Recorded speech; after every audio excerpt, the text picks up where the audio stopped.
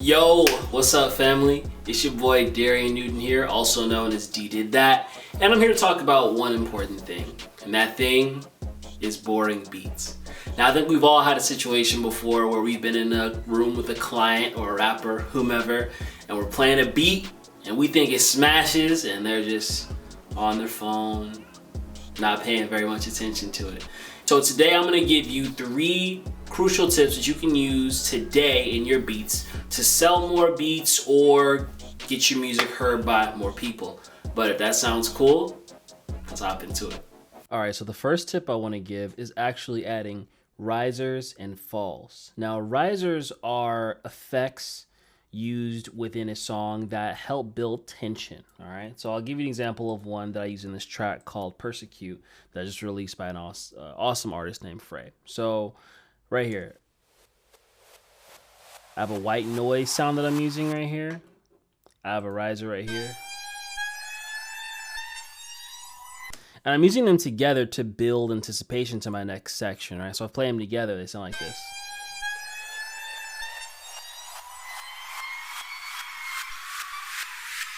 Right? And so if I play with the other instruments, it sounds like this. It's building, it's building.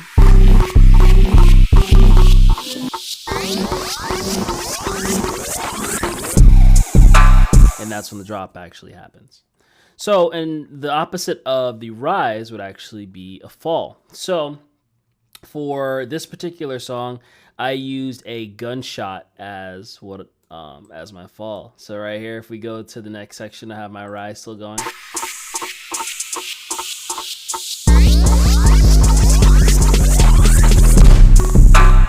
And your fall is something that you put on the downbeat to add emphasis to that next note that's hitting. So rises and falls are great ways to build tension in your song and make it more interesting.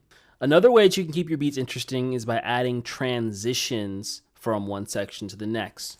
So one way I like to add transitions is with drum fills. So for example, in the same beat, I have a drum fill that goes from one section to the other. So let's play it. You hear that? That drum right there.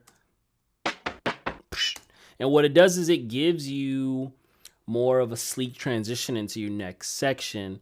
And it also gives some variation because it shows the listener that you're totally able to switch things up and add more ear candy. So drum fills is one way, but I also like to make my own drum sequences for transition. So if you listen to this section of the beat, I added an 808 and snare combo for the transition. So if you listen in, it's right here.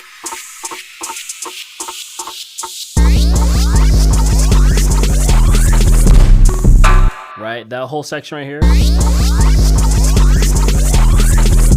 That's what serves as a transition. It's a way to kind of build hype, but again, transition into the next section of the song.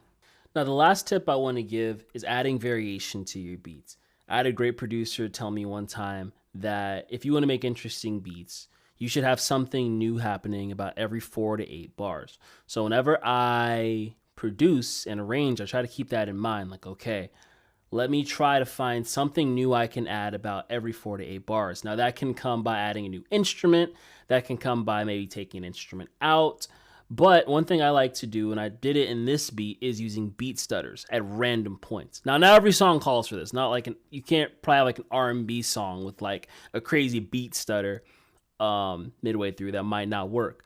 But for this song, since it's more of an EDM hip hop style beat, adding a bit of a beat stutter kind of gave it some variation and made things exciting. So let me play the part I'm talking about. So right here in the song, we have the verse.